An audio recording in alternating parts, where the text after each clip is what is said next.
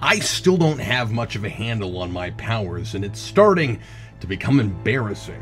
I keep accidentally making action figures appear out of thin air. I got popsicles when I tried to make Pop-Tarts. And now, after reading a page where Spawn works on controlling his ability to shift between looking like Spawn and looking like Al Simmons, I too made an accidental transformation, and I've turned into Brandon Grimm. I guess it's a combination of focus, concentration, and the history of Spawn here? It sounds ridiculous, but that seems to be the pattern. So far, everything I can do with these powers seems to have something to do with either Spawn, or more often, Spawn here. What an absolute preposterous power set.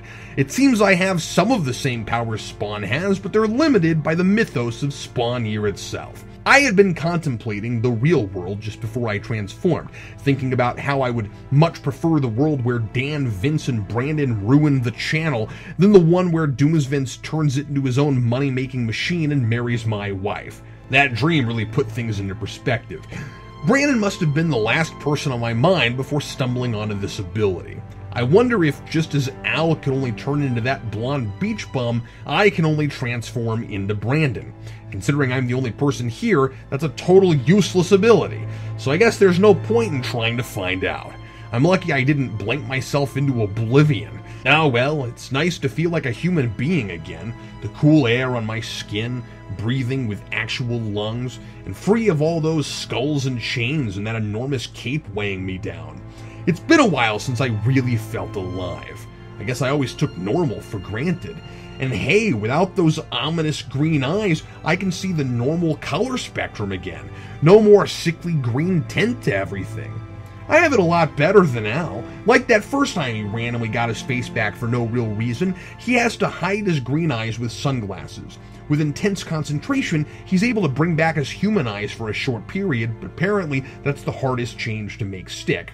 I don't know why. Maybe it's symbolic, and eyes are the window into the soul motif, and he still hasn't cleansed his of all his evil deeds, so all he can see is demonic necroplasm behind them? Nah, I'm sure I'm overanalyzing again. It's just a contrivance to make Al feel less human and make it more difficult for him to stay inconspicuous. I didn't think of this before, but why didn't he have that problem way back when he turned into the white guy? So Spawn spends the whole issue focusing his mind and honing his skills with Nyx. Now that he's, as far as we know, actually Al Simmons with a Spawn symbiote now grafted to his being or whatever, the rules, if there are such things, are different now. Spawn grabs a spider, and through its eyes, he can see examples of all 7 deadly sins throughout New York City. Man, that spider gets around. Nyx is fascinated and says Spawn can see the underbelly of the green world. Yay for mystical mumbo-jumbo that just translates to cheap excuse to fill up a couple pages. The classical Spawn tradition. So Spawn continues to doubt himself, afraid he can never atone for his sins, and then Twitch finds him walking around and confirms his doubts by punching him in the face and blaming him for what happened to his son Max in that saga of the vampire cult.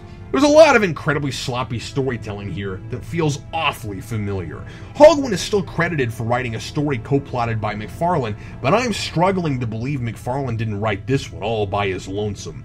First, that silly green eye thing is back, then Twitch just happens to see Al while he's out on patrol after build-up over a couple issues of Twitch seeing a picture of Al in prison and matching it with Al Simmons' photo after learning Simmons' body is missing. And I still think Twitch is sharp enough to recognize Al's face instantly, but forgetting that, once again we're giving detectives convenient lucky breaks so we don't have to go through all the hassle of showing them figuring stuff out through real detective work. And then, another oldie but a goodie, pretending like past events happened some other way to manufacture easy drama, hoping readers won't remember what really happened just a few issues ago. And in another situation involving Twitch, no less. This one isn't quite the retroactive rewrite the issue after Blood Feud was, where suddenly Sam blames Spawn for hurting Twitch when he knew it was really Sangster, but this is the same writer changing stuff after the fact. At least that was McFarlane rewriting more, not that McFarlane hasn't also rewritten himself plenty of times. Twitch didn't blame Spawn for what happened to Max. When Twitch tried to commit suicide, Spawn intervened, and Twitch told him it was none of his business. Twitch was livid with Spawn for trying to control him and for being so cold, only stepping in on the grounds that he might have need of Twitch again. But even though Max was in the towering vampire inferno when Spawn blew it up, Twitch doesn't know that, and neither he or the reader is told where Max is when he communicates to Twitch from the Black Void. So I have no idea how Twitch has made the leap that Spawn's responsible. Although this time it really probably was Spawn's fault, because Max might be dead. Maybe we'll get an explanation later, but I'm not holding my breath. Anyway, meanwhile, Jason Wynn fills in several gaps in recent narrative as he gets comfortable in his old job again.